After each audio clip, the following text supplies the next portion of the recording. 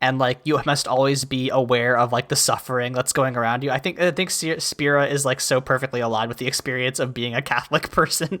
That's in particular why it hit me. Like this was the first game or like first experience I had as a young person. It was like, what if the church is bad?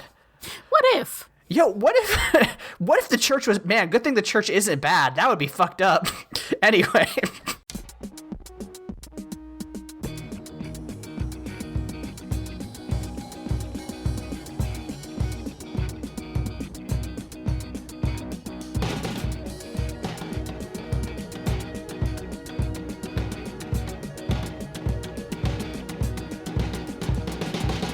Welcome to Mortified, the Friendship Quest, a podcast where two long-distance friends bounce media recommendations, all in hopes the other will like it.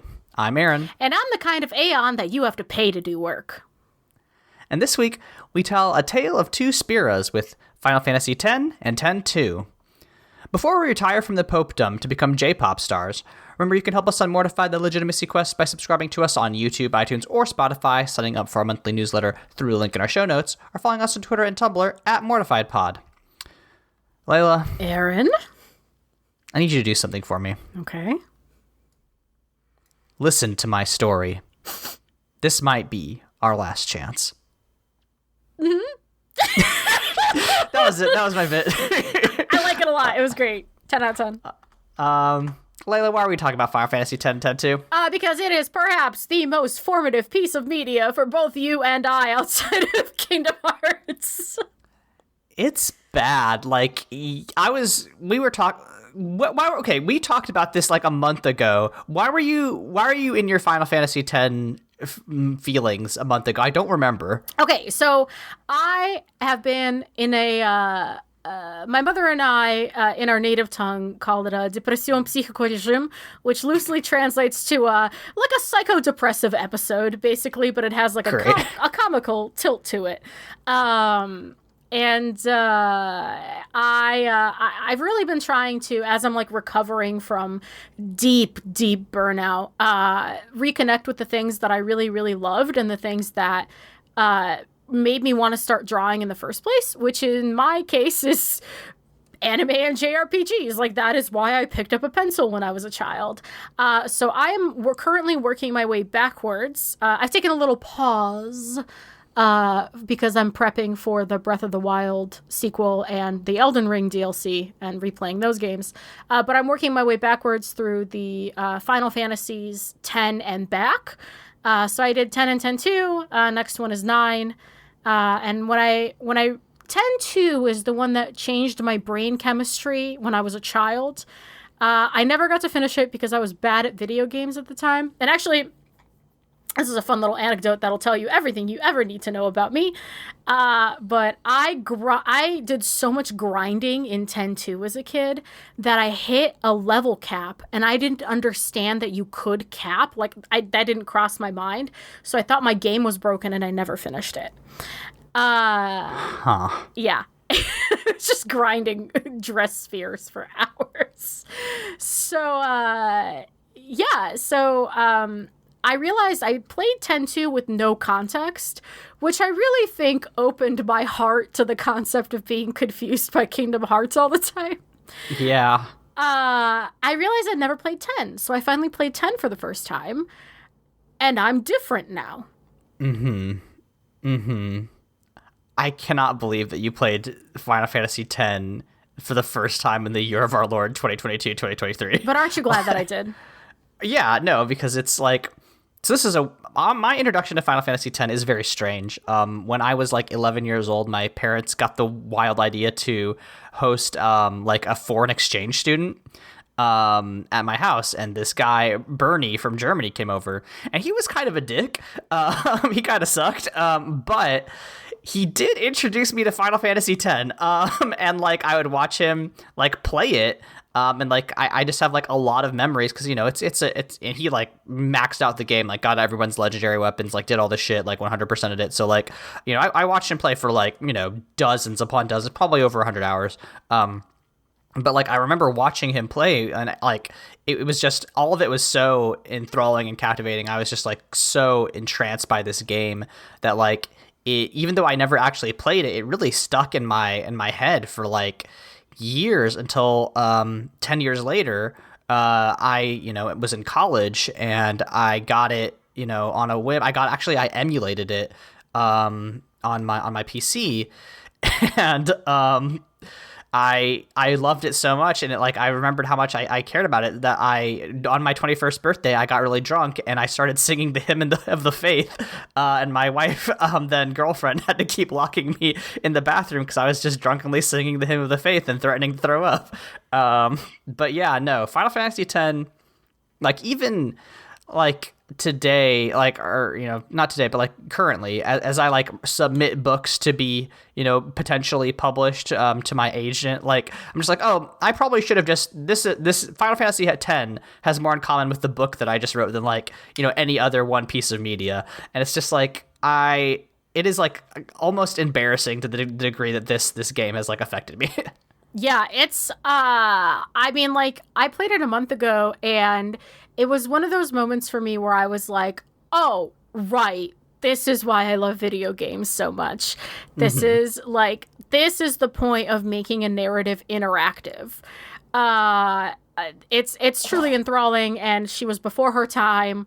We'll maybe get into why, couple reasons why maybe this game didn't take off the way the rest of the franchise has. We've done some light speculating on this privately that we can revisit. Yeah, I mean, we can, but the fact of the matter is I went back and reviewed it. It reviewed very well. It was received very well, but it just didn't have the same cultural impact as some of its contemporaries, which is a fucking shame. Yeah, it's like the inverse of James Cameron's Avatar, which is to say it's a really good thing that had no cultural Yes, impact. exactly. Thank you for sending me all the full store shelves full of Avatar toys that no child will touch with a 10-foot whale bone. You are so welcome. Yeah, we were palling around in GameStop, and every store you go into, I swear to God, there's just so much Avatar merch that's sitting on the shelf. Would you care to take us through one of the most important games ever made? Yeah. So it starts with Tidus. He's a blonde blitzball player, which is basically like soccer but underwater. And it's really cool. It's in a big sphere of water. But he lives in the city of Xanarkand. And he's kind of a pop punk guy, but he's a blitzball star. He's a very good blitzball player, and he tons of adoring fans come up and ask him to sign their balls and teach them how to play, and all the girls come up to him and he's like, wow, I'm so popular and cool, but I hate my dad. His dad's name is Jecht. He was a blitzball player before him. And he mysteriously disappeared 10 years ago, just kind of left Tidus high and dry, and it really, it sucked, and Tidus was very sad, and he hates his dad for that. Yeah, and he dubiously, listen, it could have been anything. It's Final Fantasy, right? He could have been disappeared, he could have been evaporated, he could have been killed, or he could have just left to buy some fucking chocobo milk or whatever and never come back. How do you milk a chocobo real quick? With determination and grit. That's fucking right. But yeah, we don't know why he disappeared. We just know that he disappeared. But during one of his blitzball games, a big fuck off whale shows up, and it destroys the city. It sends out a big shockwave, blows up the city, and we meet Orin, who is a guy the world's with saddest gay uncle. That's fair. He has a big red high collar, a big cool coat. He always has his arm up in a sling for some reason, except when he's fighting. But he carries his big sword on his shoulder like Cloud does. But he was Tidus's guardian basically. He came back after Jecht disappeared and watched over Tidus. Orin first rescues Jecht Tidus from the destruction of the city, but then the monster shows up and there's a big portal of light, and Tidus is getting sucked up into the air, and Orin catches him for a moment but then lets him go, and he's like, oh, are you sure? He's talking to the big whale, and it's that's probably not important. But then he throws him up, and Tidus gets thrown 1,000 years into the future. Whoa, no! Yeah, it's crazy. He wakes up, very Kingdom Hearts, like he wakes up in the water and he sees a bunch of people laughing and waving to him on the beach, and they like hit him with a blitzball or something, and the first thing he does upon being teleported a millennia into the future is do a sweet blitzball kick. And everybody's like, oh shit, this rando that washed up on the shore, we gotta have him in our team. But he quickly learns that he's in the world of Spira. He's introduced to Waka, who is like, I would say like a Polynesian, like, I feel like, Final Fantasy X draws a lot from like Southeast Asia. But he reminds me kind of like somewhere between a Polynesian and a Maori person. But like, he's like a big dude with like big spiky hair. And he is very religious. The religion that he follows is the Church of Yevon.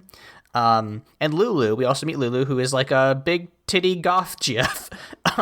There's no way around that. She is the fucking prototype is the thing. She is, like, Lulu is truly big titty goth GF. Also, really, really quick, just to go back to Auron for like a second, you comparing him to Cloud unlocked something in me, which is to say that I think, I'm going to posit this hypothesis for our listeners, mostly for the followers of Leyla, the Leyla stands out there, the minority, Leyla army, the Leyla army. I'm gonna posit that Auron is Cloud, but for DILF appreciators. Yeah, I'd say that's true. That's Great. fair. Okay, back to Waka. Anyway, but basically, Tidus like meets these new people and he's like, oh, hey, where am I? And they're like, hey, where are you from? And he's like, well, I'm from Xanarkand. And they're like, the fuck did you just say? And he's like, I'm from Xanarkand. I play for the Xanarkand Abes. You've probably heard of them. You've probably heard of me. And he's like, okay, maybe you've been around Sin too much. Maybe the monster's toxins fucked you up because, Xanarkand got destroyed 1,000 years ago. And it's a holy city, so maybe don't tell people you're from the holy city of Xanarkand. Yeah, the assumption is that Tidus has 1, sin toxin, 2, head injury, 3, just stupid. That's kind of he is a little stupid, but like that's just because he's an anime protagonist. Yeah, he's the dumbest little sweetheart I've ever seen in my life. But like those are the 3 reasons people diagnose him with like that's why he thinks he's from Xanarkand. It's quite funny because people still kind of it makes him being taken in as one of Yuna's guardians funnier. Yeah, it's like, well, this idiot washed up on the shore, and Lady Yuna, for some reason, like, wants to hang out with him. So, whatever. But, like, yeah, he really quickly learns that, like, there's a weird religion that's in this world. The world's name is Spira. But, like, for instance, Waka does, like, she shows him how to do basically, like, the sign of the cross. And he's like, oh, that's a blitzball thing. We used to do that back in Xanarkand, like when we were about to, get ready for victory. And like he realizes that like the world that he's from is very similar to this world, but like in many ways is like the culture of his world has trickled into this. A lot of blitzball, in fact, has affected this world. But like the main thing is that the big whale that blew up his city is named Sin, which, if you didn't already know, this is the most Catholic game ever. But like, that whale's been going around for the last 1,000 years, like killing people, blowing up towns and causing destruction and mayhem. But basically, every 10 years they're able to defeat him. Well, that's not true. They never like specify this, but like. Basically, he's defeated, and then for 10 years, there's a period of calm called the Calm. But I was just wondering, like, I wonder how long does it take for people to defeat Sin on average? Like, is it like there's just like a 2-week period where it's like, all right, we're all gonna have a really, really bad fortnight. I think honestly, I would guess it's probably a couple of months because you have to do so the cycle of Sin, right? Is you have the 10-year calm, and then you have a pilgrimage, and the pilgrimage involves picking up at least 6 aeons. It is conducted largely on foot, if not on chocobo. And because the Machina air You can't cars. use Machina. They're illegal. Yeah. They're not illegal. They're heretical. The Pope said no, so you can't have a car.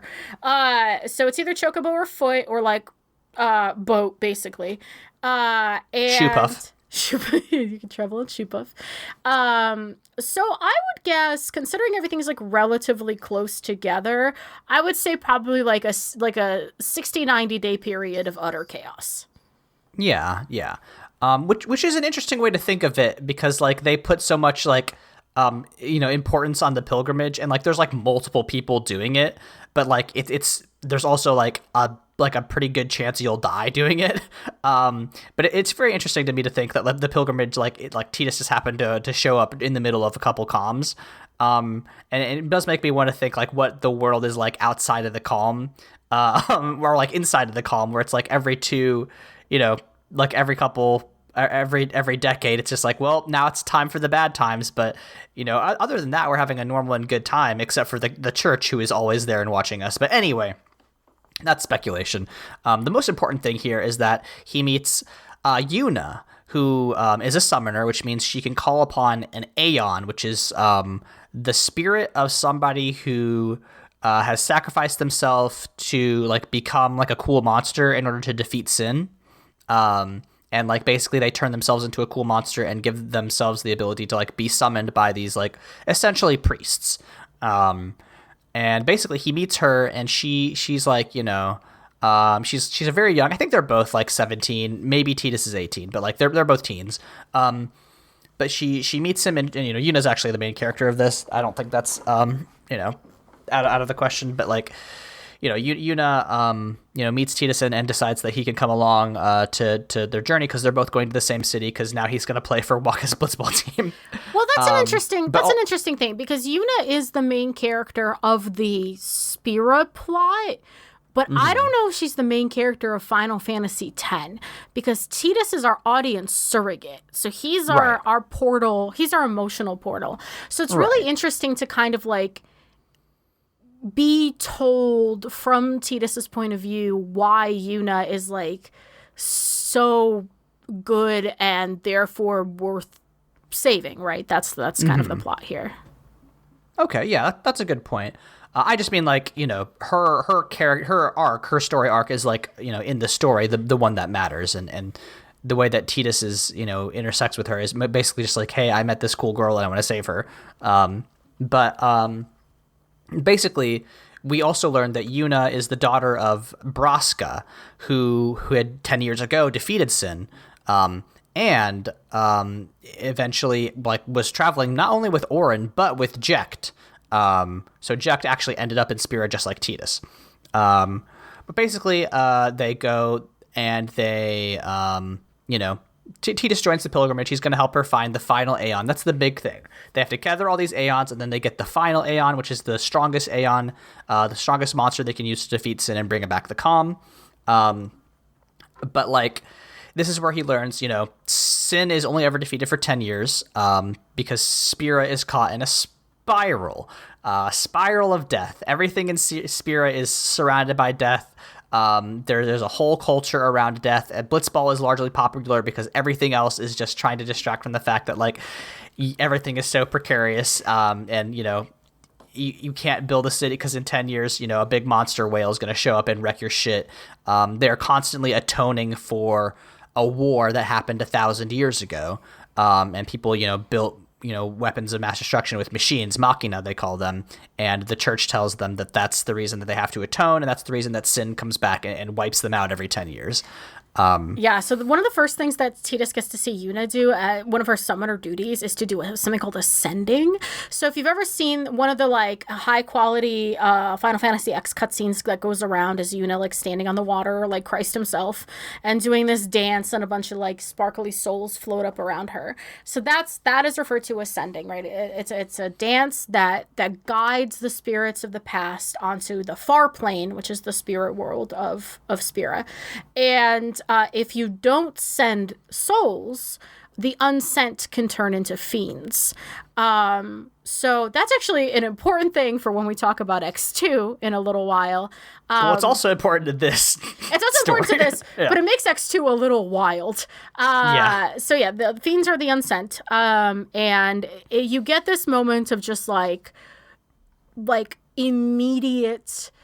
It's such a beautiful scene, and it's so sad, and it's framed through Tidus watching this like beautiful young girl who he's like immediately attracted to do one of the most beautiful, sad things he's ever seen in his life, and that sets the tone for the death spiral, right? Right. Like there's like bodies everywhere. It's like, it is truly a very emotional scene just watching her, perform essentially a mass funeral for this little town that just got obliterated by an incomprehensible monster. And Tidus is like, okay, this is what life is like. I gotta get through it. We gotta make sure this doesn't happen to anyone else. And it's so good.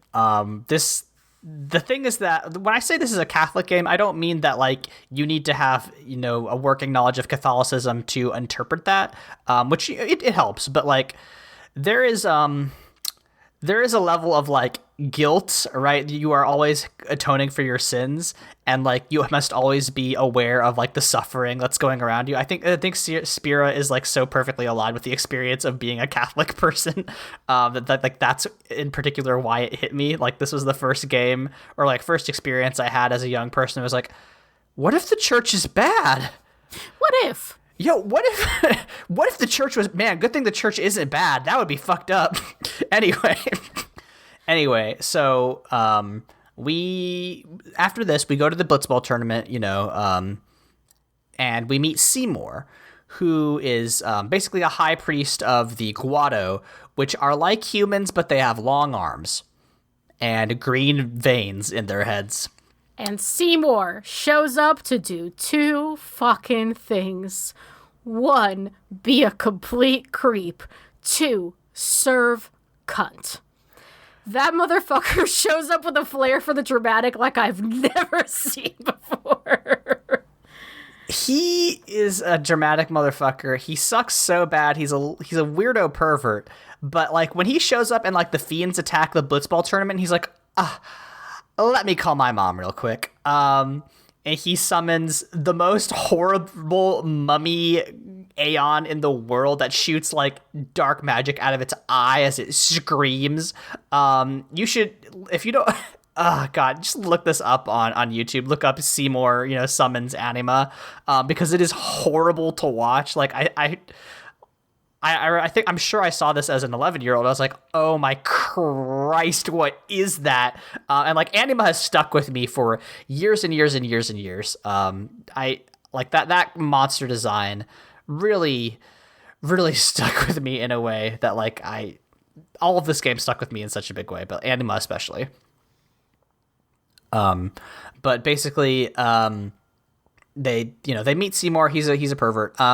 He's a pervert in both senses of the words. We use pervert in 2 ways. He's a pervert, parentheses religious, pervert, parentheses sexual. Yes. He at this point, Tidus is reunited with Auron, who reveals that not only did he travel with Jecht at one point, not only did he and Braska and Jecht all go together to defeat Sin, but Jecht is Sin.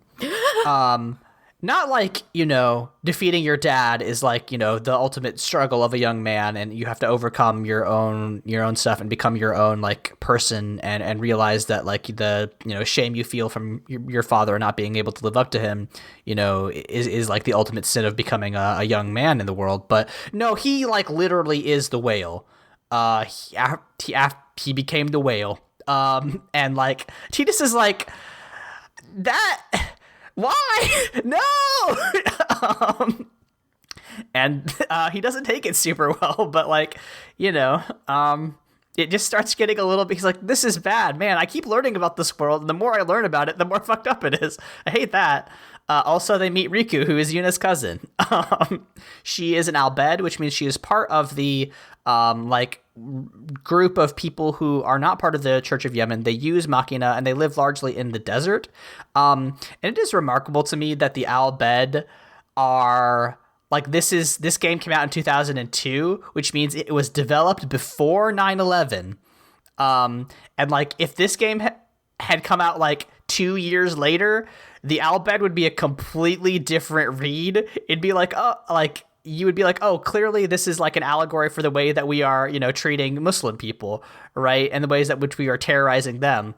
And like it is wild. I want that read on Final Fantasy X, which is like they unintentionally critiqued the invasion of Iraq. Yeah, before it ever fucking happened. I find it very fun that like so you can pick up items in the game called Albed primers, and they just like unlock letters to translate them for you, and then letter by letter you can like reveal what the Albed are saying, which I think is not how language works, but it is a very fun mechanic. I mean, I don't know. I took Spanish for a long time, and that's kind of my understanding of Spanish now. It's like, oh, okay. A couple of those letters turned up pink for me.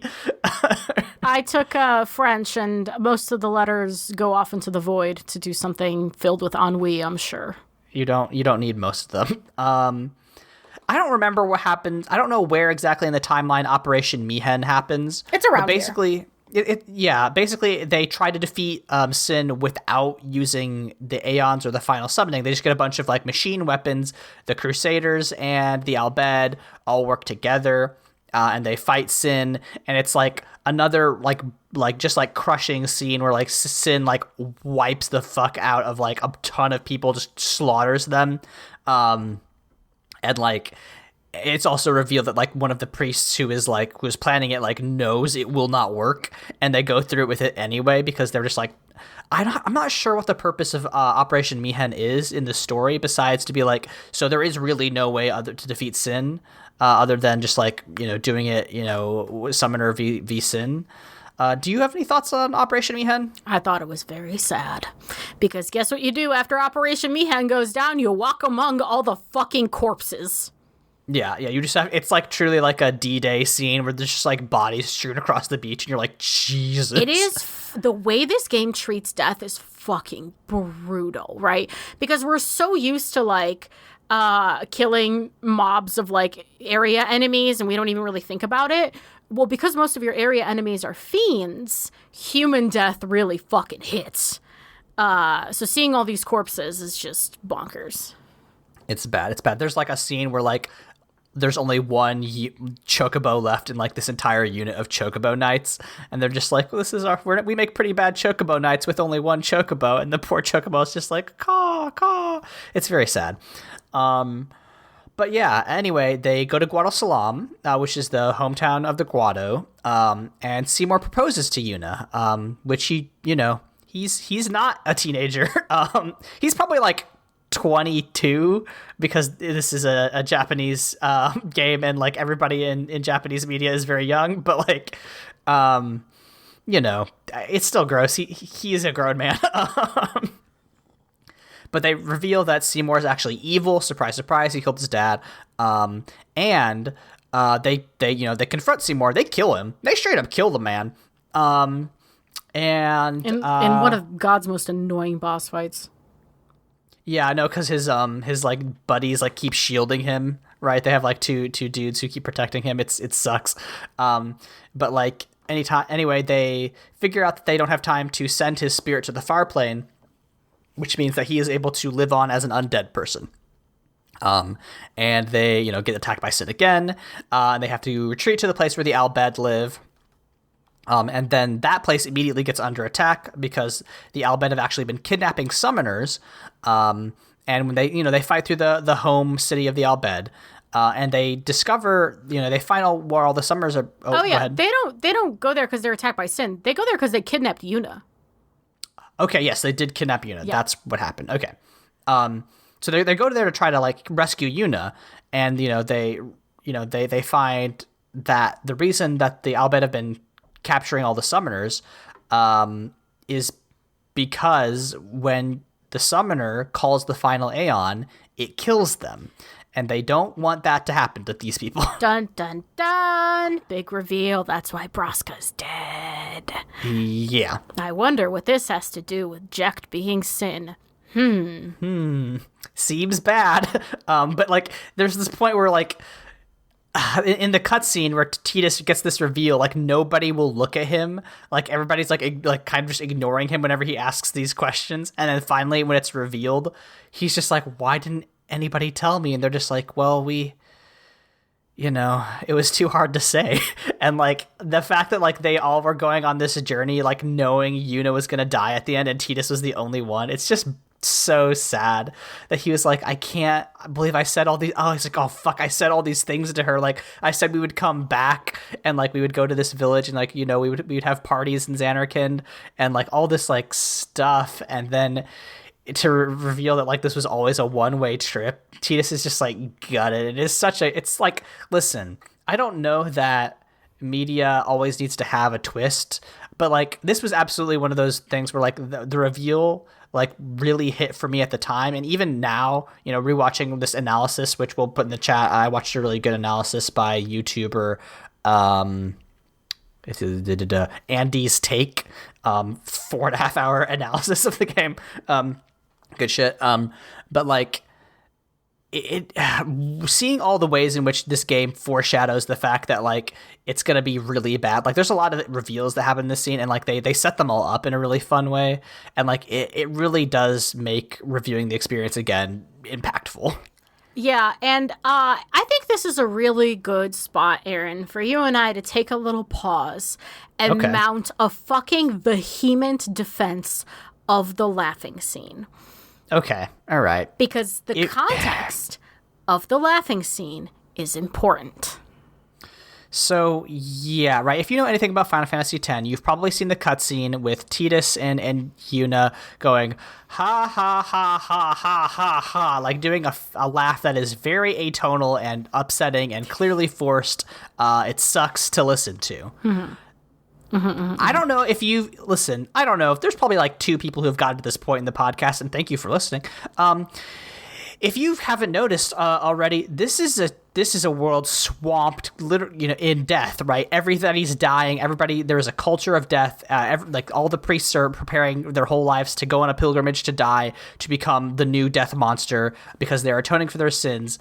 The reason they're doing this laugh is because like they've just come out of like one of those scenes where Sin has murdered a bunch of people, and Titus is trying to cheer up Yuna, and he's just like, well, we should laugh, like, I think it's time for a big laugh, and like it's clearly forced, it's clearly something that like they are just trying to white knuckle through, but like, they're doing this forced terrible laugh on purpose because otherwise they would have to like confront their terrible reality. And then afterwards they do break into a more natural laugh.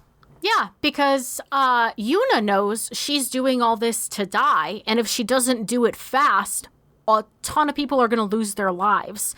It's a real exaggerated trolley problem, right? Do you kill the one to save the rest? And Titus, at this point, doesn't yet know that's a fucking thing for her. So what he sees is his really sad friend mourning the deaths of all these people. So he goes over to cheer her up. And in context, it is very sweet, and I like it a lot. It's very good. It's actually very good. Yeah, listen, context is important, as it turns out. In stories, the things that happen before a certain event happens are important to inform how that event plays out. That's storytelling 101. Anyway, they basically, what happens is after there's a bit where this is another bit that like watching this review, I was like, I cannot believe how good this game is. But like, so the Albed, home city is attacked by both the church and a bunch of fiends. And, they get all the summoners out of there. They get as many people out as they can.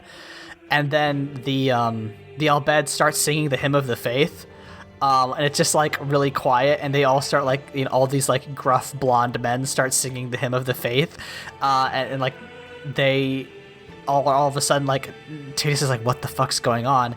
And then Riku's like, they're gonna blow up home, and like they destroy their home city to kill all the monsters and to escape. And it's just like I love that scene where it's like a bunch of people who aren't really into the faith like are like, you know what, it is truly in God's hands now. Like we have to memorialize the loss of our home. Like holy shit. This game's relationship to music is so magical because the Hymn of the Faith represents moments of such intense humanity where it's like you start when you're, especially when you're in these like smaller cities and you're with these kind of outskirts settlements or with the Al Bhed, you start to kind of understand that the Hymn of the Faith represents a deep connection to community, to humanity, and to prayer as a method of hope and prayer as a method of centering on the calm that is to come. And then those things become more and more artificial the deeper you get into the infrastructure of the like Yevonite formal religion. So the deeper you get into the quote unquote church, the more artifice those things have. Yeah, I want to talk about the Hymn of the Faith. Actually, so first, the Hymn of the Faith has lyrics. So if you want to start with the lyrics are this. Ie yui no bome no, ren miri, yoju yogo, hasate kanae kutamae, which isn't Japanese, but it's a cipher. And if you switch some of the characters around, you get actual words, which translates to faith, dream, you Yevon, pray, please grant prosperity without end. Which is kind of fun, but also in the like lore of the world, the Hymn of the Faith actually is not a religious song. It is a protest song, because it was sung in defiance of Bavel, because in 1,000 years ago, there was a big machine war between Zanarkand and the city of Bavel. And that's where we get sin from. But like, eventually, like the people who were, from Bavel forbade the song, but then because they didn't like it, it started becoming a song that was like anti-church. It became an anti-Yevon song, which is why the Al Bhed starts singing it. And then, it becomes like this big protest song against the church. So at this point, the church is like, okay, we're going to change this from a song that's protest. We're going to say this is a song that honored the dead. They just completely take it and repurpose it and say that it is a song that it's actually good for us. And like, I just kind of love that way. That's like, over, thousands of years or like 1,000 years, this is the way that religion kind of takes the things that are, this is at least Catholicism and Christianity generally, like retakes things that are criticisms of it and like reprocesses it and spits them back out. So anyway, once home is destroyed, Titus has the truth revealed to him. Basically, they realize that Yuna, has been kidnapped by Seymour. He is taking her to Bavel to, make her marry him because, as we stated before, he's a pervert. And they show up. They have to fight a dragon that is just there in space. It's not really ever explained why Bavel just has a guard dragon, but you do have to kill the guard dragon, which is very funny to me. But then they this is one of my favorite bits in this too, is when they like attack the wedding and they have the like rendered cutscene. Do you know what I'm talking about? Oh yeah. This is one of those things that is so criminally 2000s. It's beautiful, right? There's no fucking point to any of this. It's really good. They just wanted to fucking amp up the drama. You got this gang of misfits running up to this wedding, the classic speak up or forever hold your peace horse shit. They don't actually say that, but that's the vibe. Yeah. And at this point, Titus is like pretty heavily into Yuna, and Yuna's into him, but she's like too sad to do anything about it because she's so resigned to her duty as as a summoner. And she's there in the most 2000s dress I've ever seen in my life. It's high-low. It's got feathers. Her hair is in that spiky little bun thing. It's incredible. So she goes to marry Seymour, and then she tries to send him, and he's like, that's not going to work. And so she jumps off a building, and as she's falling, summons her flying Aeon Ifrit. Valifor, sorry. Summons her flying Aeon Valifor to catch her and bring her back up, and then everybody can whip Seymour's ass for a second time.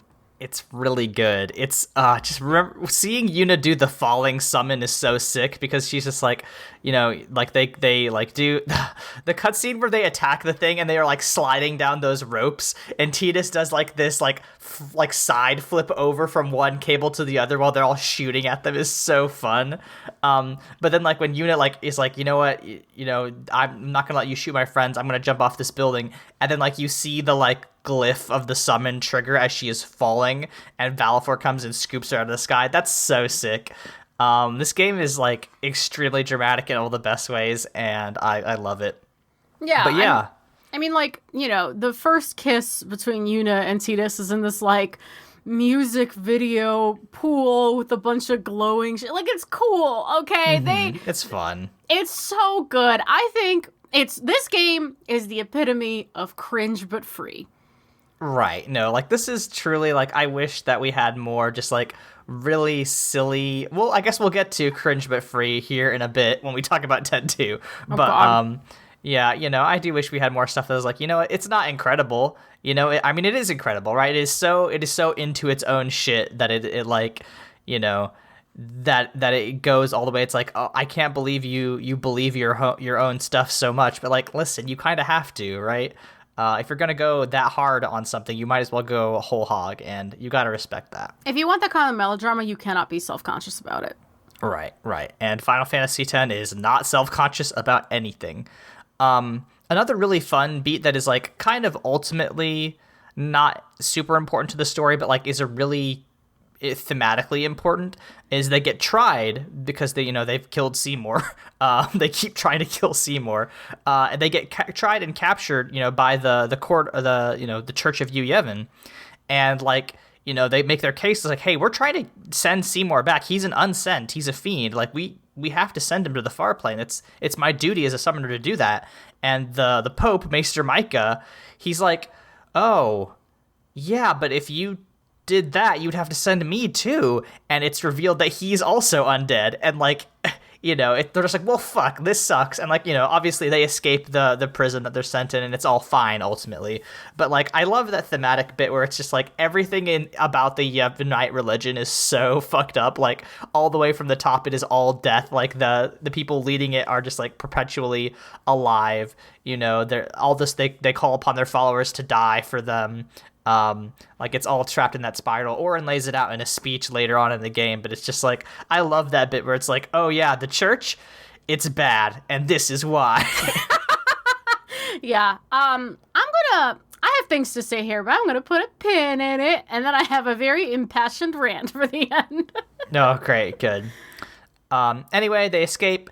They keep pushing towards Zanarkand and end up at Mount Gagazet, which is the home of the Rounso, which I forgot to introduce Kimahri earlier. Kimahri is a big lion man who's like been Yuna's guardian since she was a child, like since she was 7. I love Kimahri. He's great. Kimahri is one of those characters that when I look at, I'm like, I don't know how I'm not a furry, because I'd climb him like a tree. Oh boy. Wow. It's just the truth. So, I love Kimahri. I love this Mount Gagazet fuckery. Do I love that the Ronso speak in like broken English for no good fucking reason? Not really, but it's whatever. The main Ronso guy speaks regular. He speaks like everyone else in Spira. I don't fucking get any of that's coming from, but you know what? I don't know. Like, listen, Final Fantasy is not above racializing its non-human characters in bad and questionable ways. But listen, it's, that is a thing that happened a lot. See, Star Wars. But there's such a fun... I love the Mount Gagazet shit so fucking much. I love that when you get up there, the Ronso sing at you.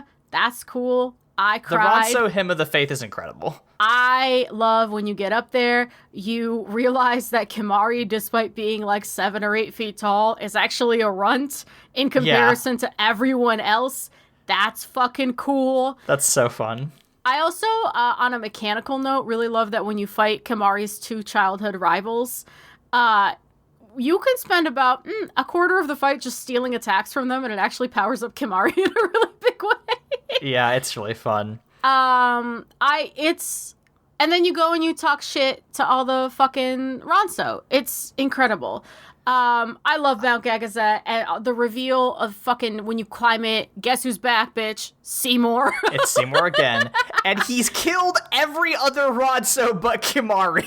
Yeah. I think that's not true. I think in 10-2, like, Kimari is actually leading, like, the Ronso remnant. Like, there are other people left over, and but, like... Yuna tells them to commit genocide on the fucking, not on Guadasalam. Oh my god, why am I blanking on the name of the long arm people? That's the Guado, yeah. Yeah, the Guado, yeah. Yuna, you have to tell them to do genocide on the Guado to 100% the game. What? Leyla, what are you fucking talking about? Okay, yeah, so... I was following a guide to 100% FFX2 because there's no point in playing FFX2 if you don't 100% it, because why would I play it other than to bring Tidus back? And you have to 100% it. So, so when I was following the guide, the Ronso are, like, super pissed at the Guado for the, murder. And for some godforsaken reason... You literally have to tell them, actually, it was the Guado's fucking fault, and you should get revenge on them. That's like a thing you have to tell the Ronso to 100%. That seems wrong. Wild, right? Yeah. That seems like kind of like the complete antithesis of Yuna's whole shit, but okay. Sure.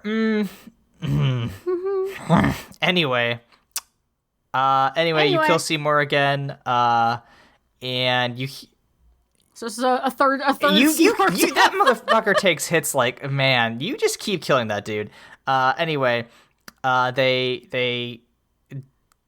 at this point, they finally get to Xanarkand, and you, like, get the cutscene that happens, like, at the beginning of the game where Tidus says, listen to my story, this might be the last time, et cetera, and it's, like, very sad because they're all about to, enter the final stage and learn the truth.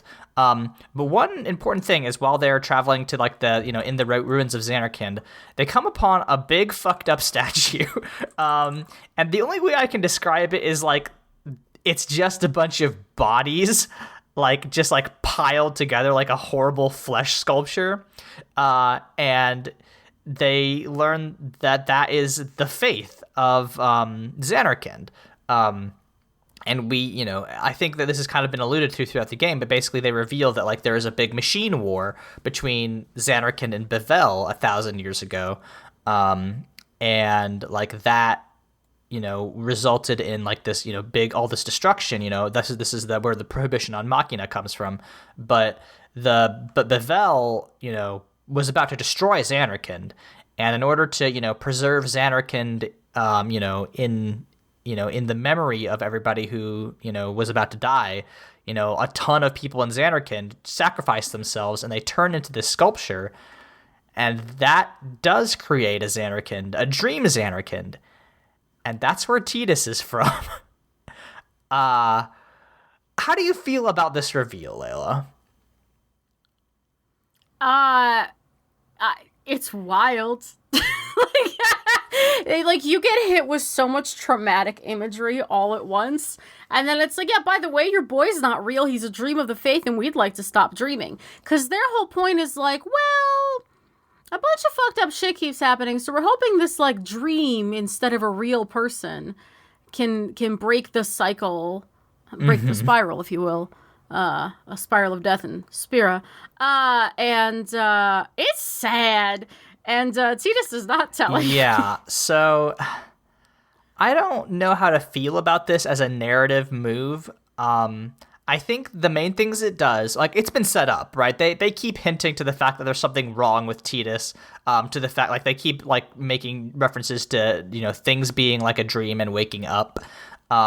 So, like, I think that it is a completely fine, I think it's been set up okay. But I don't know what the point of it is. Like, I don't know if it makes it better that Tidus isn't just from 1,000 years in the past. He's also, never existed. Like, I don't know that makes it necessarily better as a storytelling move, except for the fact that it makes this story, like, eminently very sad. It, like, completely precludes there being a true happy ending. because Tidus will disappear. And ultimately, you know, at the end of the story, he does. He you know, they defeat Sin and he vanishes. I don't know how I feel about this because, like, it does seem like just kind of a way to add stakes and weight to the end of the game, where it's like it's not a full happy ending. Like, you know, despite everything that you've been through, there has to be one final gut punch. And like, listen, you know, as an ardent, you know, lover of, you know, stories by Fonda Lee and Rebecca Kwong, I love stories that are just like, let's get one last hit in, so like you can't fully celebrate. Whenever I run my D&D games, whenever I you know, write my books, I always want there to be like one last, like, everything is bittersweet, because I do feel like it makes, you know, the story feel more impactful if there is like a big loss there at the end, even if you ultimately win. But I don't know that, you know, I don't know, like, this is a weird way to do it, certainly. It's weirder than just, like, having Tidus die. I think I like it, and I'll tell you why. So, to me, I guess you're getting my big impassioned rant now. So, because it directly ties into what I'm about to say. So, to me, one of the key, the thing that Final Fantasy X is about to me, like the key thematic kind of overarching narrative here, is Final Fantasy X is a story about the corruptible nature of the human will to survive, and how a small group of people's lack of willingness to pass on the problems and pass on the torch to the next generation actually contributes to exacerbating those problems. We see that with Seymour, who refuses to let go and becomes more and more of a monster every time we see him. We see that with Maester Micah, who becomes insular as he is an unsent. We see that with, we'll get to the big final boss, but we see that there perhaps most explicitly. And to me, what Tidus being a dream of the Faith is the Faith sacrificed themselves a long time ago, right? 1,000 years ago. And they're still people, right? They're still the Faith. We see that little boy Faith Bahamut, ghost that talks to Tidus throughout the whole thing. Yeah, so he, this to me feels very much like a group of people who for 1,000 years have watched a cycle repeat itself. You have the summoner fights Sin, and then the whole thing, we'll get to how and why it all repeats in literally just a second, but the whole thing cycles through and repeats, and you're just going over it again and again and again and again, 100 times now, right? Every 10 years for 1,000 years. And so to me, the Faith taking this dream they had of a home they remember, of making it manifest, and then putting Tidus in and taking him and ripping him out of his home to put him into Spira, is the Faith's their way of directly interfering with the cycle, because they too cannot let go of this problem that has been created. So in order to fully break the cycle, they had to interfere and kind of add a rogue element, because the closest they ever got to breaking the cycle before was with the first rogue element, who was Jecht.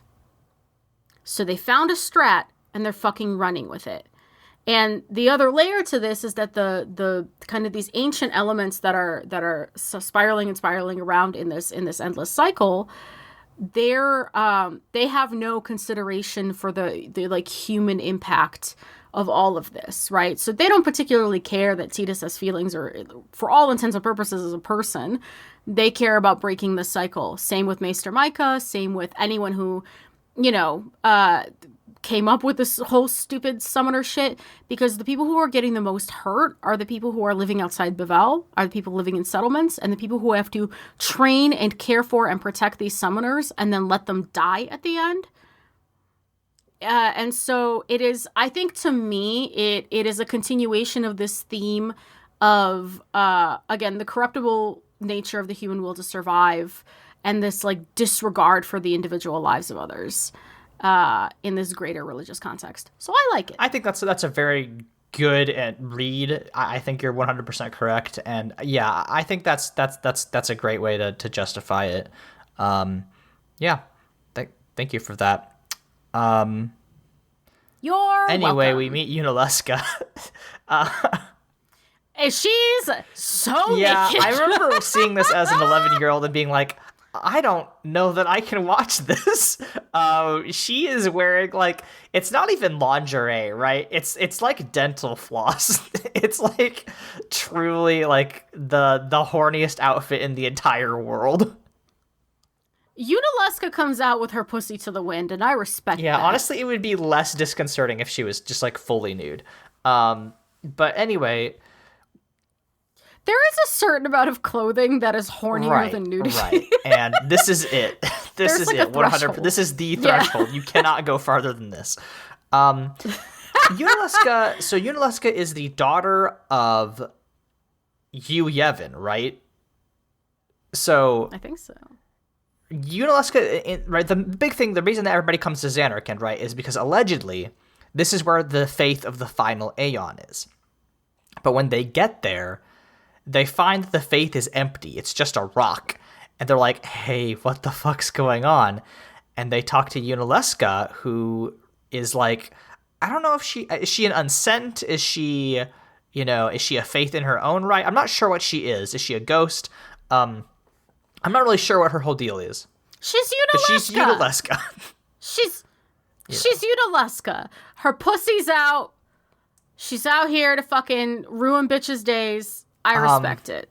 And her whole deal is that she's like, so, don't worry. Okay, so my husband, he was the first guy to defeat sin, right?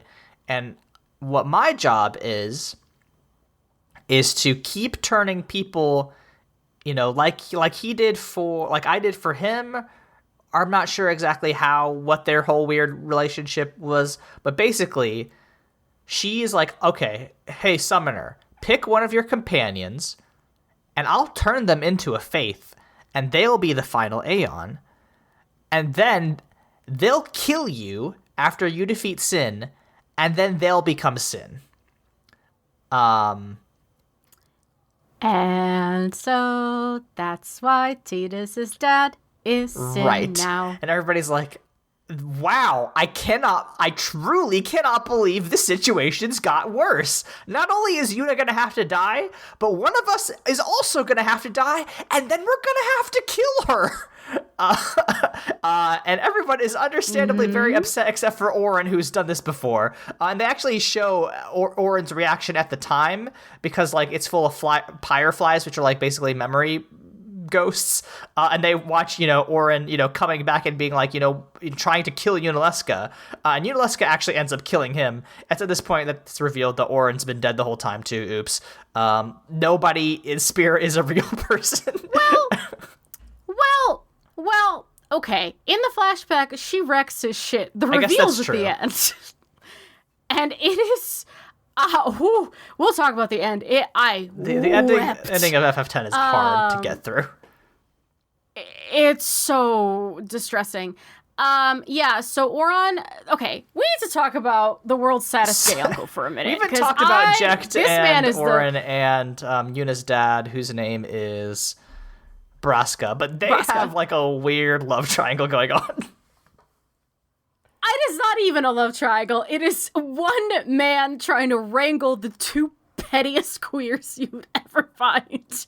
So, Braska, Summoner, Yuna's dad, Jekt, Guardian, Tidus's dad, the first time the Faith attempted to interfere in the cycle, and then Oron, this world's saddest gay uncle. They, started the road trip, and they left behind just, like, road trip videos everywhere. So you can find these spheres, and you could see the three of them just fucking around. And it's always the same. Braska is, as his daughter is, reserved, professional. He's there to get a job done. And then Oren and Jekt they want to fuck each other so bad it makes them look stupid. Oren and Jekt? It is a... Really? Oren and Jekt, yeah. I did not. Interesting. Aaron, they want to fuck been a each while. other. I haven't seen the whole road trip videos. I only saw a couple of them. Oh my god. It's unbearably homosexual. Great. So, like, you get to this point now, and Jack volunteers because he's like, hey man, I'm a deadbeat dad. Like, I have a lot of regrets in my life. Just let me do it. Like, I'm a piece of shit. I'll sacrifice myself for the greater good. Like, whatever, dude. Like, let's just get it over with. And then he turns to Oron and he's like, hey buddy, can you like take care of my son for a while? You know how we're just pals and buddies and we're just friends? Yeah, I know. Would you go 1,000 years into the past to take care of my son for me? And Oron, fellow heterosexual, is like, yes, of course, friend, normal friend I have. I will go 1,000 years into the past to take care of your son, and then I will mourn you for the entire time I'm taking care of him. This will be fine. So Oron is traveling with his group, reliving his trauma in real fucking time, because guess what? The pilgrimage is the same fucking route every time. So even though he started in Bevel, right? Because that's where Braska and Yuno are from. Now he's doing it from Besaid. It's the same route. He's fucking reliving his shit. And he is so sad. And at times, Tidus and Yuno get, like, rightfully frustrated with him. More Tidus than anyone else. Because Tidus is like, you're hiding shit. Like, what do you know? And Oron very much knows that, like, two things are going to happen. Either they're going to succeed and they're going to break the cycle, or it's just the same shit all over again. And he's so he's truly the Kakashi of this group. He is so gay and depressed. He even has the scar over his eye. It is just a marvel to watch. Even has a scar. Like, it is a marvel to watch. He is one of my favorite characters in all of literature, hands down. But yeah, so he gets his shit wrecked by Yunalesca's naked ass. It is hard to watch. You really do have to buy into your shit so hard here, because what happens next is like, well, actually, this has been happening leading up to this point, but now it just like escalates. Riku and Tidus now are the two dumbest people, barely a brain cell between the two of them. The entire time this is happening, leading up to Yunalesca on Mount Gagazet, and now especially after Yunalesca, every time the scene cuts to them, they're like, we're thinking. How are we going to save Uni? We're thinking. They're like really just literally standing there thinking really hard. They're so dumb. So you have this like tragic, like, just like really digging into the personal emotional impact of repeating this fucking awful cycle of death with Oron, and it's so sad. And then you cut to the fucking insane clown posse in the corner trying to, dig themselves out of this situation. And like after Yunalesca, this shit is like the melancholia of it all is so overwhelming. What a beautiful game. It's really good. We're almost at the end of it, an hour into the podcast.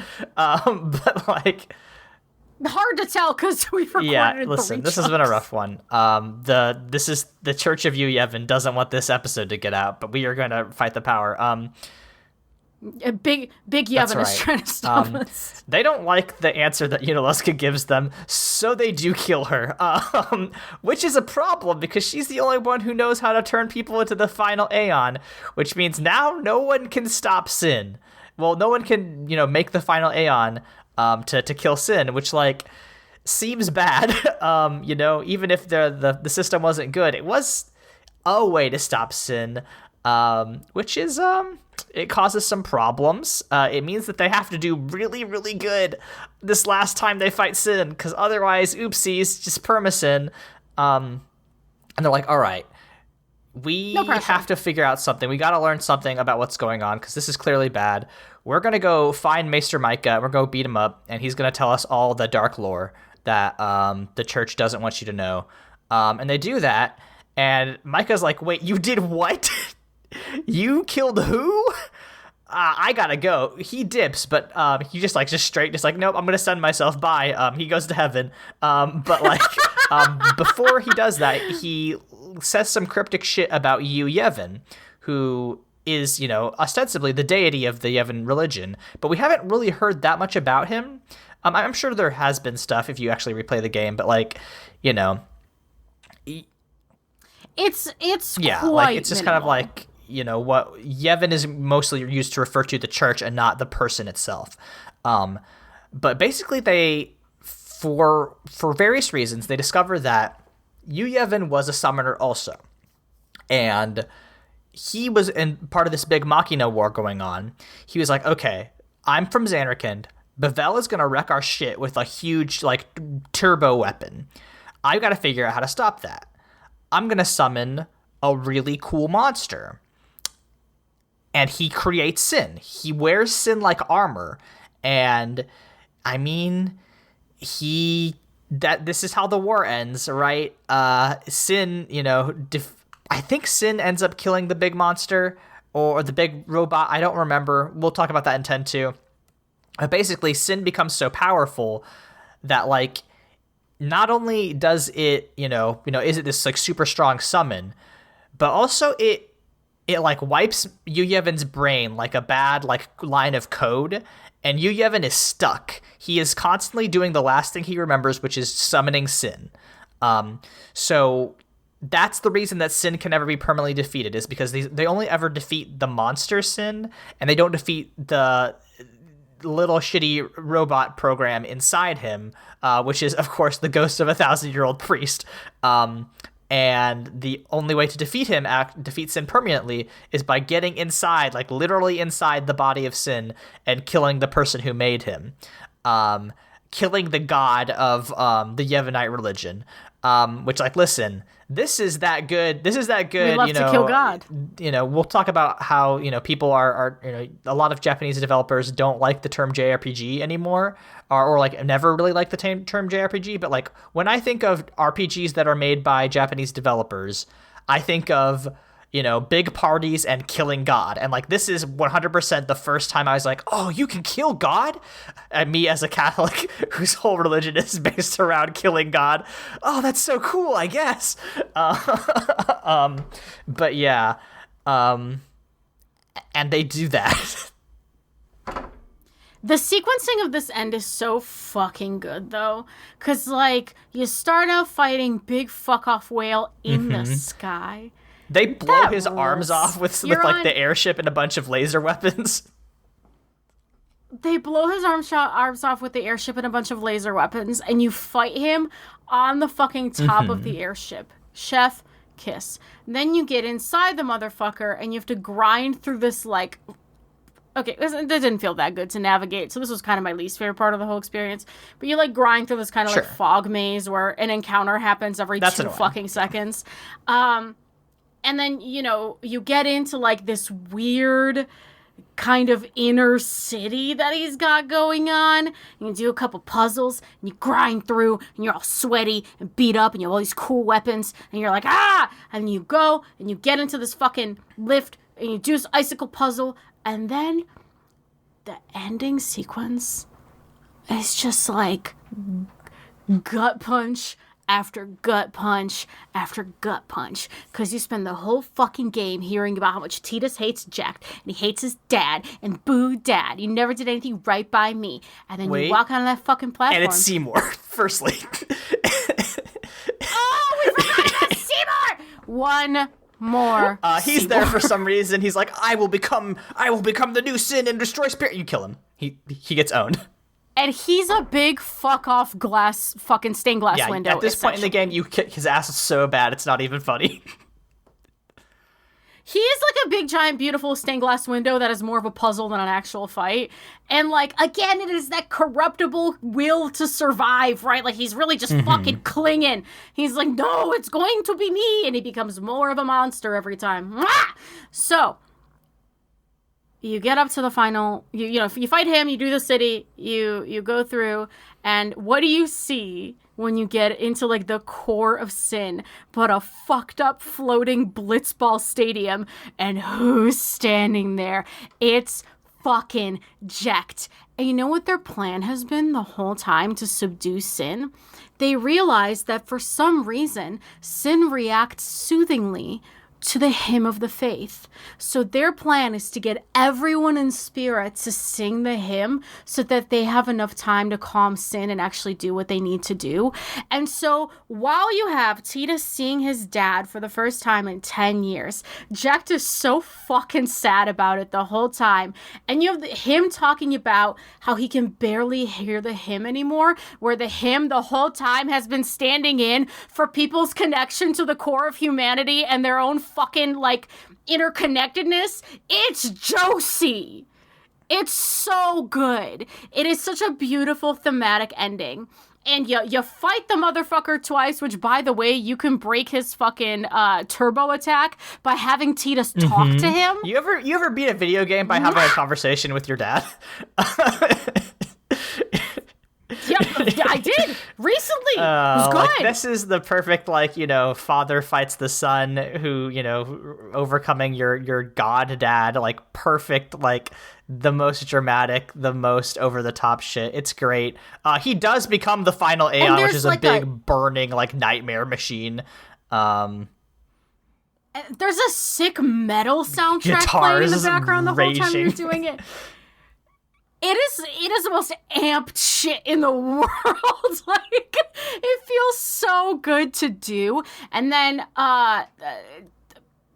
we literally just talked about how JRPGs, but this like class of RPG, these like big turn-based ones that there's this Breath of the Wild is actually a really good example of this too, but there's this way of sequencing endings that is actually just delicious for interactive narrative, which is to say that your final boss fights are like 3 to 4 phases, but the only phases that are an actual satisfying final test of your skill as a gamer, as a player who has been building on these systems the whole time, because JRPGs expect you to do a lot more preparation than Western games. So like if you play a 6 or 7 JRPGs and then you play like a Western game from the same time period, in the Western title, you're actually going to end up overpowered about halfway through because you're so fucking used to having to grind and do a ton of preparation in the JRPG because there's a huge skill slope, usually around the middle of Act 2, where you're just supposed to know at that point to be like, I need to go to every room and fight every fight. So you're here, you've done all this preparation, and if you've prepared correctly, the fight's not that hard. The Jecht fight is the final satisfying conclusion to your gameplay journey. It is the final beat of being like, I did it. The big boss is fucking down. And then you go to the on-rails portion of our evening. You are now inside Sin, and it is time for Yuna to summon all of the Aeons she's fucking fought so hard to get, because they need to get Yu Yevon to possess them, and before he powers up too much to become Sin again, they have to try and kill him. So part 2 is the satisfying ritualistic conclusion to the core gameplay loop that you've been performing, which is the going and the retrieving of the Aeons. You kill them one by one and you say goodbye to the faith. And then part 3 of this fight is fucked up tick-looking motherfucker Yu Yevon, just this dark ball of energy with little legs, comes out, and you give him an on-rails fight with the help of the faith where you cannot die. And what you are fighting in this one fucking moment is this final culmination of this awful repeated cycle, because he knows nothing than the fucking will to survive and the will to keep going. And that has been breaking the world for 1,000 years. And you finally fucking get him. And then you get the most tragic fucking cutscene you've ever watched in your life. I want to say, like, I'm glad you called it ritualistic, because, like, that process of summoning the faith and, like, cutting them down one by one is, like, it's like a sacrament. It is truly the most Catholic thing, where it's like, here's the reading, here's the response. Here is, you know, the saint, you know, it is truly like the inversion of your entire journey in a way that feels like a religious experience. And like it's an incredible moment, and I just love that. And then you kill God, and God is not that strong, which is very fun. And then it all, you know, then you say goodbye. You say Yuna starts to send Yu Yevon, and Oron becomes collateral damage. And then he just tells her to keep going. Ooh, I'm getting emotional just talking about it. He just tells her to keep going because he knows his story is done. And he is the narrative foil to Yu Yevon because Yu Yevon and Seymour and Micah and all those chuckle fucks, they didn't know when to stop. They didn't know when to put the torch down. Oron has seen fucking enough. His journey is over. He is done. His contemporaries are gone. He knows it's done. And he says, keep going. Whoa! It's good. It's really good. The thing about Oren, though, is that he does end up babysitting Sora in Kingdom Hearts 2, which is, like, very funny to me that, like, after all this trauma, he ends up in hate. He ends up in actual Greek hell. With another evil like, gay uncle. I cannot rest. Truly the most put upon man in the history of anime. Absolutely 100%. And then you get fucking Tita starting to disappear. There's a point where Yuna can't see him anymore, and he's just like, oh my god. Like he like puts his arms around her. She can't tell he's there. And then he just like, I think he jumps off the airship, right? He walks through her and jumps, but not before he starts leaving, and she goes to tackle him and stop him, and she goes right through him and falls through him. And then he jumps off the airship, and the last you see of him for the moment is him high-fiving Jecht in the far that's plane. Truly, like, that is heaven, right? Is like, you got your dad's approval, and now you're in heaven after killing him. After killing him. I don't think I've had a video game give me that experience. Like, I cried harder at Kingdom Hearts 3 when I played it for the first time. Like, but that's all nostalgia. That's all like childhood shit. Like, I think as a narrative experience, like, and in a way that the mechanics support the narrative, right? We just talked about the great way that the boss fights all play out. Like, I don't know that there's been a video game that's hit like that for me, like, since, which is very frustrating because, like, you know, we talk about video games all the time in this podcast. You know, there's a ton of great games out there, but, like, man, they don't make shit like this no more. That's why RPGs are just so fucking good, though. But I think you bringing up Kingdom Hearts is actually Kingdom Hearts 3, right? There's that moment where I think I really love the way it's evolved with the tech over the last 20 years, because there's a moment where you kind of Keyblade surf, and you have to call, the mechanic is call for help, and you hit triangle, and then you have to keep hitting triangle, and what you're doing is you're flinging all these Keyblades at kind of the big boss that you're fighting, and every Keyblade is assigned a username from somebody else on the network who is, like, also playing Kingdom Hearts 3, so you're calling upon all the Keyblade wielders. It's actually the top, like, 200 players who did Union Cross. Yes, so it's not people that are online, which would be better. That's what Nier Automata does as well. But yeah, it's just the people who are really into Union Cross. Well, that's how I read it, and in the moment, felt really good. I don't want to take that away from you. I'm so sorry. I ruined Kingdom Hearts 3 for you. No, it's okay. The other game I think gets kind of pretty close to this feeling for me is Breath of the Wild, because it does like a similar final boss battle sequencing, which is like when you fight Calamity Ganon in the pit. That is, again, the conclusion of your gameplay journey. When you fight Calamity Ganon on the surface, Link pops up, gets a horse. Where'd the horse come from? Doesn't matter. I don't care. Doesn't matter. You get Link on his beautiful white horse, if you got the white horse, which I did, because I'm a gamer. And he runs around, and the whole mechanic of the battle is Zelda gives you a big fuck-off OP bow that can't break. She shows you exactly where to shoot, and then there's this, like, gorgeous, dynamic soundtrack that changes with the phase of the battle. And the final phase of the battle is literally Ganon standing there in his big fuck-off beast form, and he shoots a big fuck-off laser. It's super easy to dodge, but what the laser does is it creates an updraft. So Link, while these, like, violins are cycling through aggressively in the background, everything is red and gold. Link flies up, Ganon opens his big eyeball, and you shoot him. Gameplay-wise, super, like, nothing, but with Zelda's narration, the whole, like, Courage does not need to be remembered because it has never been forgotten monologue that she does.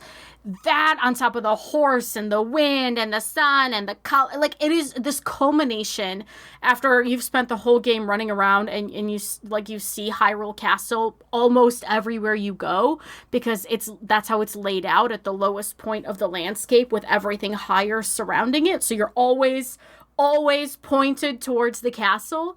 It's such a satisfying narrative arc, and it's one of those things where like you understand the point of interactive narrative and what the interaction adds to that. I think I gotta replay Breath of the Wild.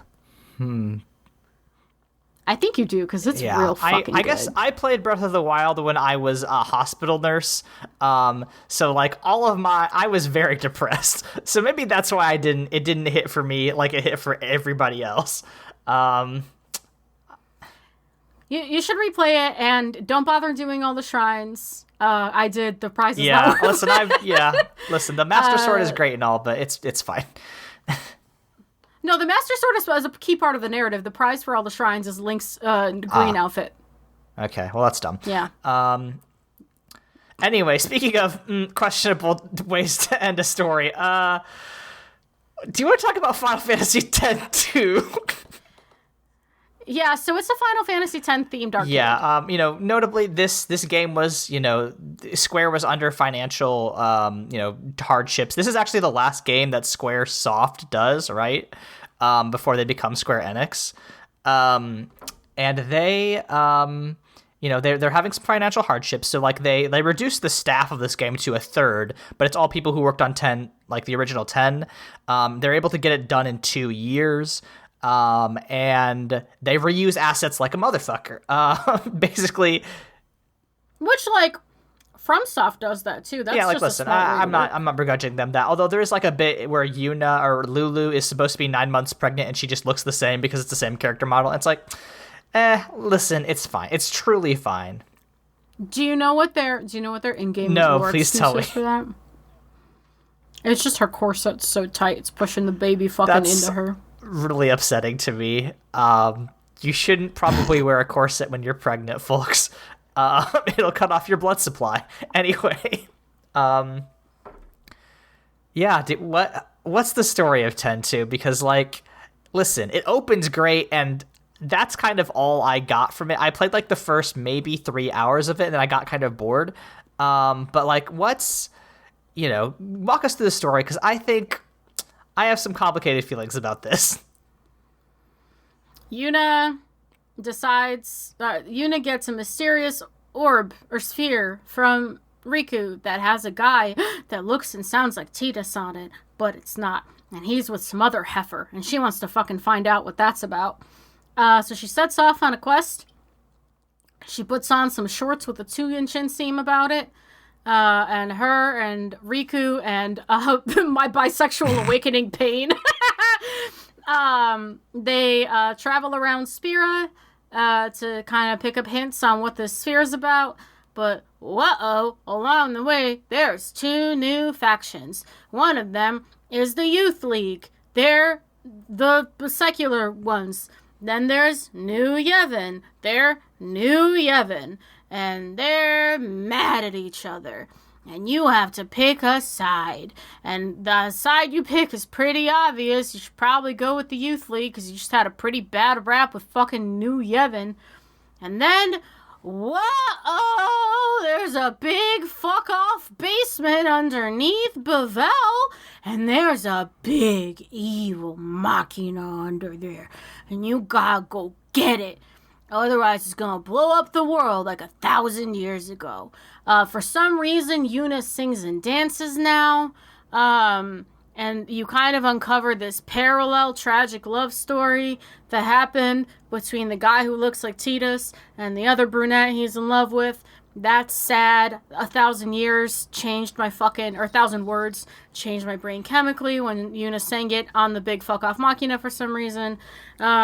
And yeah, that's kind of Final Fantasy X2. And then if you play, if you get 100%, or I think it's actually 99%, you whistle in the Farplane, you can get our boy back. And actually, if you get 100%, you get the perfect ending, you get a bonus cutscene that actually makes it worse because Yuna's like, hey, are you still a Force ghost? And he says, That's pretty funny. So, tonally, it is completely incongruous to the poem that is FFX. At one point, there's a massage mini game, and you're massaging a lady called LeBlanc, who is the woman who took on Yuna's appearance to do a pop concert in the opening, to do Real Emotion, the other song that chemically changed me and turned me gay. LeBlanc wants to fuck the guy from the Youth League, who I would also climb like a tree. Yeah, so it's a Final Fantasy X themed arcade, more or less. There is no strategy to playing it. I have not changed out of the default dress sphere for more than 15%. Oh, by the way, the combat is costumes based. I haven't changed out of the default dress sphere for more than 15% of gameplay. I mostly button mash my way through shit. But also, fun thing you can do, there's like a fiend coliseum. Remember how fiends are dead people? You can collect them now. Oh no. You shouldn't do that. Yeah, don't collect ghosts. So that's that. And here's how I've come down on it. I think it's delightful fun. And if it tried to take itself 15% more seriously as an actual sequel and not as a themed arcade experience, I would loathe it from the bottom of my heart. But because it's just kind of goof shit, I'm like, well, okay.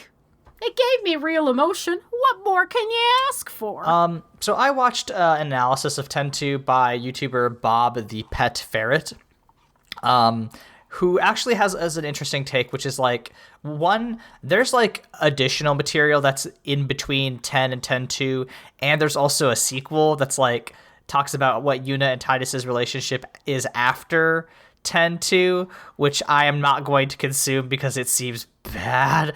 Yeah, it's like a weird audio drama, but you don't have to watch it. But like, he comes down to the fact that like Yuna and Spira, like just generally, have come out of this 1,000-year period of suffering and chaos and constant, every 10 years something horrible is going to happen, and like your whole life will be uprooted, and like everybody is like under the oppressive thumb of this theocracy that hates fun except for Blitzball, and like maybe it does make sense that like everything just goes a little bit silly and fun and goofy, and now everybody's going to J-pop concerts, and the Pope is now a cool songstress that's also like a treasure hunter.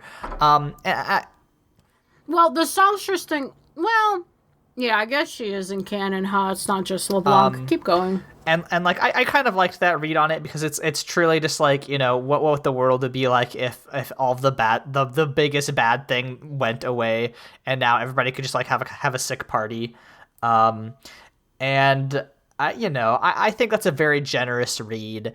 And the fact of them, and like he also references this thing that was in between 10 and 10-2, which is that like Yuna was like despondent for a while because not only was Titus gone, but like her whole purpose for being alive is like over, and she like did not expect to live beyond 17, and like now at 19 she's like very like just like I don't know what I'm gonna fucking do with my life.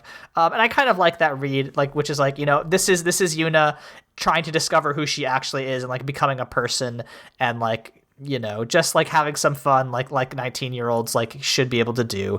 So like I think I dropped I hopefully we'll be able to put this in the review or the description. But Bob the Pet Ferret, the story of Final Fantasy X-2 is good, actually. I think that's the most generous way to read that story. And apparently the combat's pretty good. But the main thing that I wanted to touch on was just like, I do feel like the existence of 10-2 kind of betrays the entire thing of 10, right? About stories ending, right? I think that this game exists is like makes 10, worse in many ways. But I am wondering what you feel about, that as the defender of 10 too. I'm not defending it. It's not good, but I'm simply I can't care about it because it doesn't take itself seriously. Like, you know what I mean? It's not trying really to. It's kind of like saying that Lion King 1.5 is a serious sequel to the Lion King. That's fair. And the other thing is that FFX 2 didn't need to happen. And I'll tell you, like, narratively, for many reasons. But the core conceit of FFX 2 is Yuna wants her boyfriend back. The post-credits cutscene of FFX is Tidus waking up in some sort of oceanic environment and swimming upwards. Now, to me, what that says is dealer's choice. Right. Did you hate Tidus? That's the far plane, baby. Did you like Tidus? He's back, bitch. Mm-hmm. Right. And in a game that's a poem, which it is a big, beautiful, epic poem, I'm okay with that ambiguous ass ending, because in my heart, he's back. So when Yuna's giving her big, sad speech about loss in Bevel, I think it is perfectly reasonable for me to take my little beautiful headcanon and be like, and when she goes back to Besaid, guess who's there? And then I don't need X-2. But if you hated Tidus, you're wrong. But if you did, you could just pretend that's the far plane. So, I mean, like, do we have anything else to say about these games? I feel like they hold up. They do hold up. Listen, the turn-based stuff, the random battles, like, I don't love that. I mean, I love turn-based stuff. I don't love the random battles. That's annoying. Yeah, the density of encounters is bonkers, but the turn-based stuff feels good. I like it. Yeah.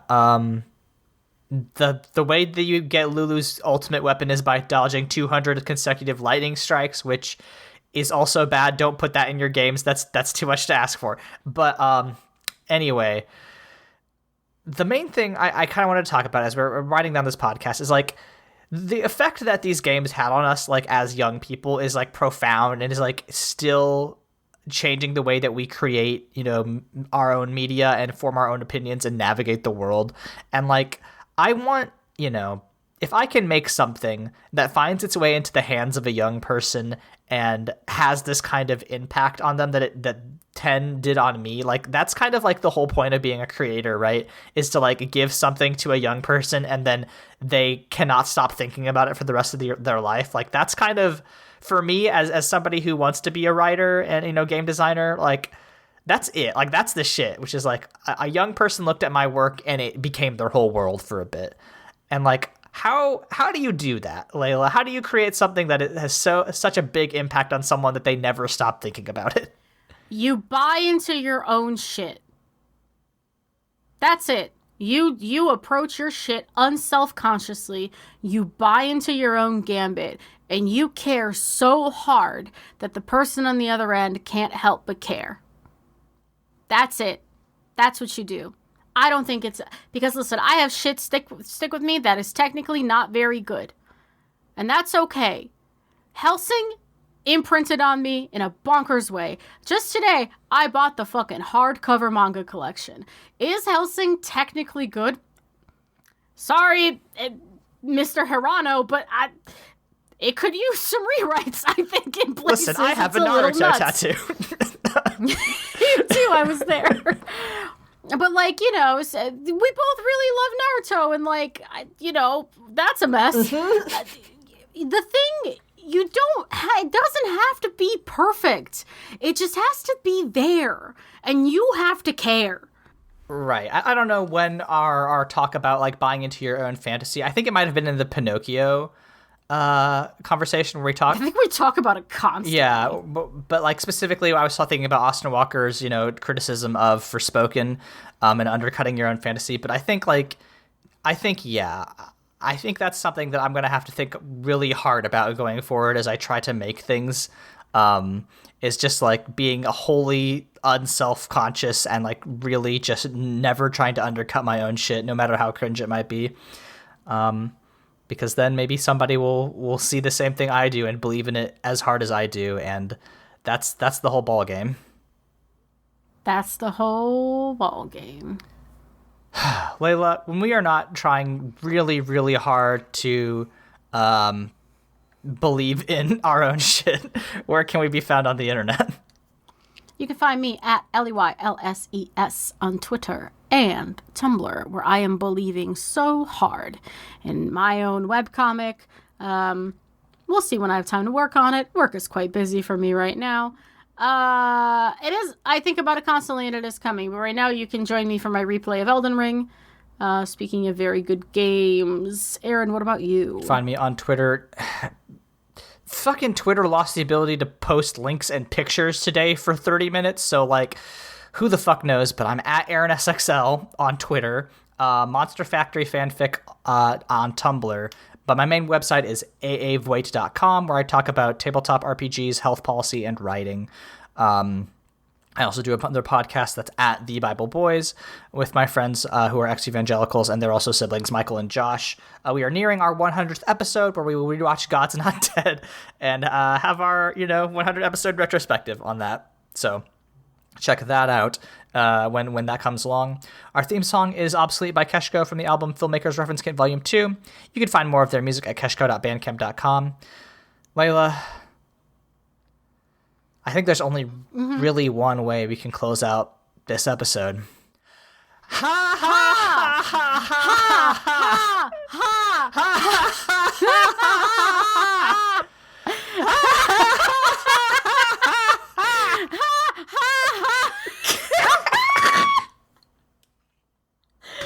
It's a stupid podcast. It's a really good podcast. Go fuck yourself. We'll see you all next week.